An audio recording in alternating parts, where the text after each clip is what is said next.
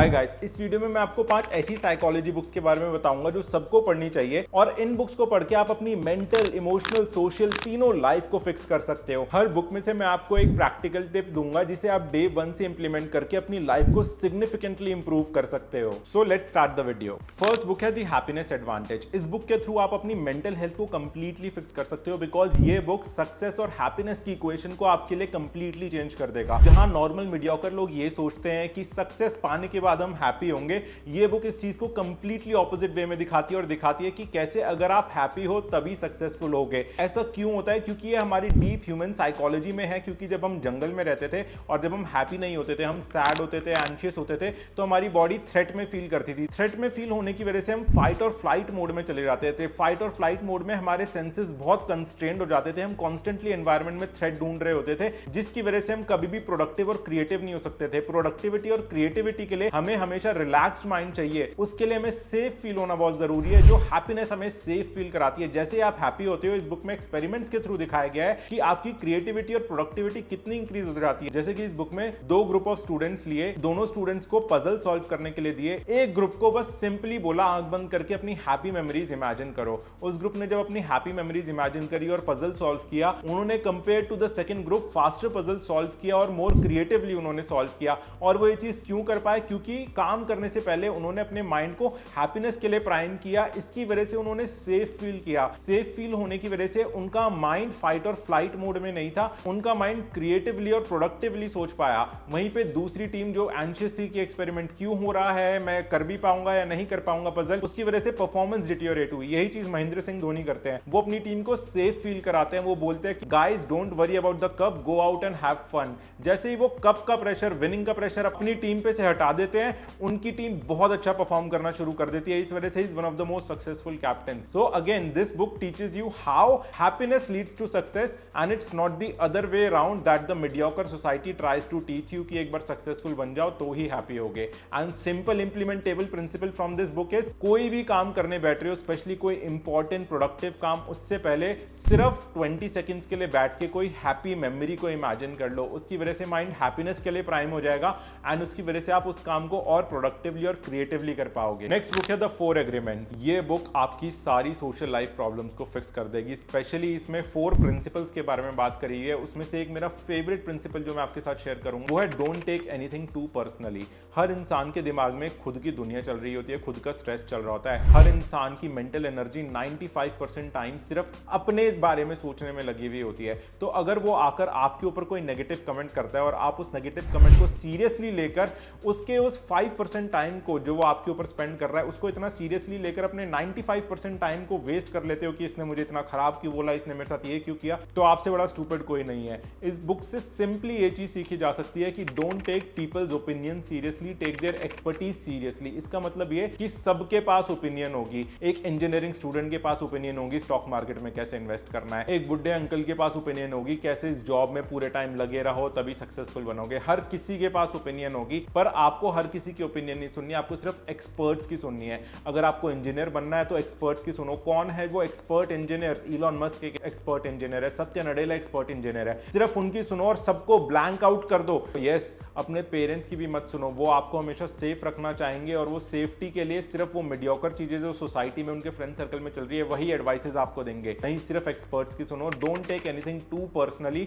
इसका मतलब यही है कि कोई भी सामने वाला आकर आपको नेगेटिव या पॉजिटिव ओपिनियन ले रहा है उसको पर्सनली मत लो, क्योंकि उसकी एक खुद की दुनिया चल रही है। इसमें एक छोटा सा एग्जांपल मैं आपको देता हूं कि कोई बाहर जाके मोमोज खा रहा है, उससे उसकी तबियत खराब हो गई और वहीं आप मोमोज खा रहे हो, आपको बहुत अच्छा लगा। अब उस पहले बंदे के लिए मोमोज खराब चीज हो गई क्योंकि उससे उसकी तबियत खराब हो गई, बट आपको अच्छा लगा, आपकी तबियत खराब नहीं तो मोमोज अच्छी चीज हो गई। पर अगर आप पहले इंसान के पास लेके जाओगे तो बोलेगा नहीं मुझे नहीं खाने क्योंकि मेरी इससे पिछली बार तबियत खराब हो गई थी, और दूसरे इंसान के पास लेके जाओगे वो बोलेगा हाँ give me some momos, I will have some, है ना। मोमोज सेम है बट दोनों के दिमाग में दुनिया अलग अलग बन गई क्योंकि उन्होंने दुनिया को अलग अलग वे में एक्सपीरियंस किया। इसीलिए किसी की भी नेगेटिव ओपिनियन को अपने ऊपर मत आने दो, because they are struggling with their own life, they have their own negative things going on. इसीलिए वो आपको नेगेटिव चीजें बोल रहे हैं। It has nothing to do with your reality, it is only a perception of their reality, nothing to do with your reality. Simple implementable principle from this book. कल को कोई भी आपको नेगेटिव या पॉजिटिव ओपिनियन देता है, आपको अपने आप से सिंपल क्वेश्चन ये पूछना है, is that person an expert in his field? क्या मैं बड़े होकर इनके जैसा बनना चाहता हूं? 99% ओपिनियंस वहीं पे फिल्टर आउट हो जाएगी क्योंकि ज्यादा ज्यादातर मीडियोकर लोग ही आपको आकर ओपिनियंस देंगे। 1% जो एक्सपर्ट्स की ओपिनियन आपको मिलेगी वो आपको तभी मिलेगी जब आप एक्सीलेंट हो जाओगे अपनी लाइफ में, और एक्सीलेंस की साइकोलॉजी के लिए भी मैं आपको आगे बुक बताऊंगा। नेक्स्ट बुक है द ब्रेन,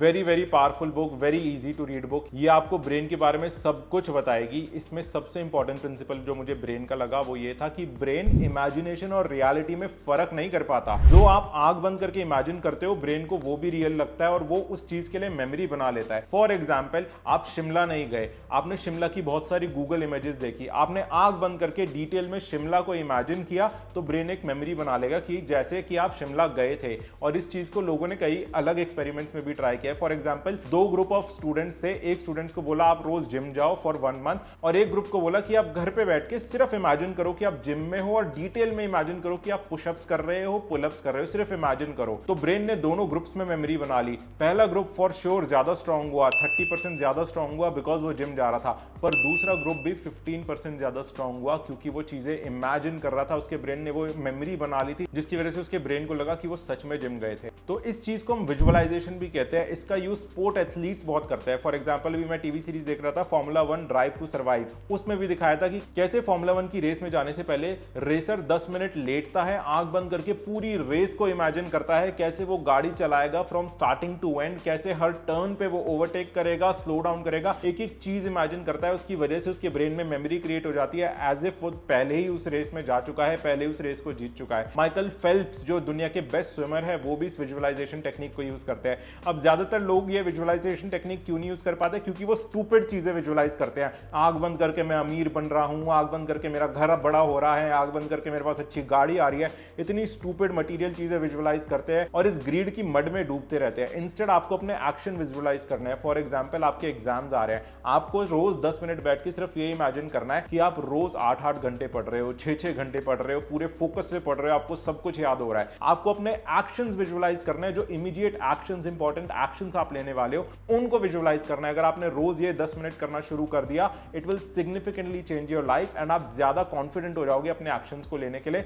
इसी के थ्रू मैं भी एक राइटर बन पाया, कंटेंट क्रिएटर बन पाया, क्योंकि मैंने विजुअलाइजेशन को बहुत ज्यादा और बहुत रेगुलरली अपनी लाइफ में यूज किया। मैं वॉकिंग विजुअलाइजेशन करता हूं, जहां मैं वॉक पे जाता हूं, 10 मिनट के लिए इमेजिन करता हूं कि मैं यूट्यूब वीडियोस डाल रहा हूं, मैं पॉडकास्ट डाल रहा हूं, मैं राइटिंग का काम कर रहा हूं और बुक्स पब्लिश कर रहा हूं, एंड उसकी वजह से मैं इन चीजों में कंसिस्टेंट रह पाता हूं, क्योंकि मेरे माइंड में वो मेमोरीज क्रिएट हो रही है जो मेरे माइंड को सेफ फील करा रही है और मेरे माइंड को बता रही है ये मैं कर सकता हूं। स्पोर्ट्स एथलीट भी इस चीज का यूज करते हैं, आपको भी ये चीज अपनी लाइफ में यूज करनी चाहिए। नेक्स्ट बुक है थिंक एंड ग्रो रिच। इसको भी मैं इजी साइकोलॉजी की लिस्ट में डालूंगा बिकॉज ये आपको अपने माइंड के बारे में इतनी चीजें सिखाती है, from affirmation to creating a social circle, everything. इसमें सबसे इंपॉर्टेंट चीज मुझे लगी थी वो थी सोशल सर्कल का इंपैक्ट आपके माइंड पे। ज्यादातर लोग एक मीडियोकर सोशल सर्कल में रहते हैं जहां पर वो वही मीडियोकर बातें करते हैं। आईपीएल में क्या चल रहा है, शादी कब करेगा, जॉब कब लगेगी, सैलरी से क्या खरीदेगा, गाड़ी खरीदेगा, स्कूटर खरीदेगा, वही मीडियोकर बातें, और पूरी जिंदगी उसी में ही खत्म हो जाती है, पता भी नहीं चलता उस मीडियोकर मड में। एंड इसी चीज से बुक आपको निकालने में हेल्प करेगी। इसमें एक चैप्टर है जो आपको बताता है कि रियल फ्रेंड्स के साथ टाइम मत स्पेंड करो, वर्चुअल फ्रेंड्स के साथ टाइम स्पेंड करो।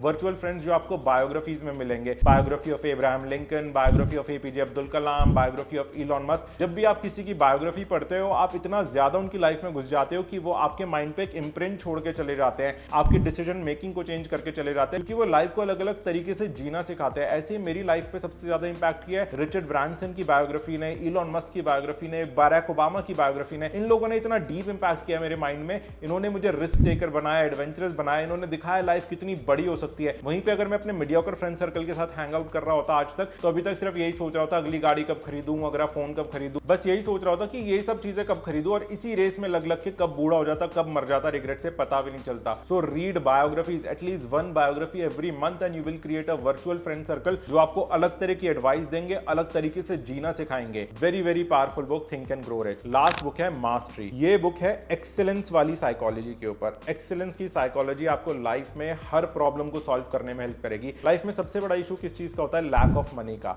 एंड लैक ऑफ मनी का इशू मिडिल क्लास की लाइफ में क्यों होता है? क्यों? क्योंकि उनके पेरेंट्स ने कभी एक्सीलेंस के लिए स्ट्राइव नहीं किया, वो भी इजी मनी की तरफ भागते गए। उसमें पैसा है, चलो आज ये कर लेते हैं, उसमें पैसा है, चलो आज ये कर लेते हैं, ये जॉब सेफ है, बस इस जॉब में ही लगे रहो, जो पैसा आ रहा है उतना काफी है। कभी भी एक्सीलेंट बनने की कोशिश नहीं करी। वही आने वाली जनरेशन में भी आ गया। स्टॉक मार्केट में पैसा है, इस जॉब इंजीनियरिंग में पैसा है, एमबीए में पैसा है, वही टिपिकल फील्ड्स में भाग रहे हैं पैसों के चक्कर में। एक्सीलेंस के पीछे कोई नहीं जा रहा कि एक स्किल पकड़ूं और उसमें दिन रात 10,000 आवर्स एक्यूमुलेट करके एक्सीलेंट बनूं। जैसे ही आप किसी भी चीज में एक्सीलेंट बन बन जाते हो, आप सोसाइटी के लिए इतने ज्यादा वैल्यूएबल हो जाते हो कि सोसाइटी दोनों हाथों से आकर आपको अपने पैसे देती है। एंड यही चीज इस बुक में बार बार सिखाई गई है। अलग अलग एक्सीलेंट लोगों के स्टोरीज के थ्रू वो आपको दिखाएंगे कि कैसे आपको डिटैच हो जाना है पूरी दुनिया से और फोकस करना एक्सीलेंस पे। कैसे एक्सीलेंस का मतलब सिर्फ ये नहीं है एक ही काम को बार बार करना, एक्सीलेंस का मतलब ये है बहुत सारे आइडियाज पढ़ना और उनके थ्रू लिंक्स बनाकर यूनिकली इनोवेटिवली चीजें करना। ये बुक आपको नॉलेज के लिए हंग्री करेगी, एक्सीलेंस के लिए हंग्री करेगी और आपके माइंड को कंप्लीटली रिवायर कर देगी, क्योंकि आपको ये दिखाएगी कि ह्यूमन माइंड कितना पावरफुल है और हम हार्डली उसका 1% भी यूज नहीं करते। मीडियोकर लोग तो 1% के आसपास भी नहीं होते, वो लोग तो oh my God I don't want to say it, है ना। तो उस चीज से निकलना सिखाएगी एंड इसकी वजह से आपके इमोशनल और मेंटल प्रॉब्लम्स भी सॉल्व होंगे। ज्यादातर इमोशनल प्रॉब्लम्स क्यों होते हैं लाइफ में? क्योंकि हम लोगों को अपना सेंटर ऑफ लाइफ बना के रखते हैं। लोगों को सेंटर ऑफ लाइफ बनाने की वजह से हम उन्हें चेज करते रहते हैं। अभी उसका मैसेज नहीं आया, उसने मुझे फोन क्यों नहीं किया, उसने मुझे बर्थडे पे विश क्यों नहीं किया, एंड इसकी वजह से हम पूरी डिसअपॉइंटेड लाइफ जीते हैं। वहीं पे अगर हम एक्सीलेंस को सेंटर ऑफ लाइफ बनाएंगे जैसे कि लोगों ने इस बुक में बना रखा है, हम इन सारी इमोशनल प्रॉब्लम से दूर हो जाएंगे and other people will start admiring us and respecting us and suddenly we will start attracting more people into our life, क्योंकि उन्हें भी हमारी तरह एक्सीलेंट बनना होगा। Very very powerful book. इस बुक से अगर एक टिप इंप्लीमेंट कर सकते हो वो है अपनी लाइफ में कोई भी, अगर स्टूडेंट हो तो एक सब्जेक्ट पकड़ लो, अगर प्रोफेशनल हो तो साइड में एक हॉबी पकड़ लो और उसमें आर्स एक्यूमुलेट करो, बिना विन और बिना लॉस के बारे में सोचे हुए, उसमें सिर्फ आर्स एक्यूमुलेट करो और उसमें एक्सीलेंट बनो। It will change your life completely. So I hope you will give these psychology books a try. Very easy to read, very powerful books. They will change the way you think about mind completely. I will see you in my next video. Till then, happy reading.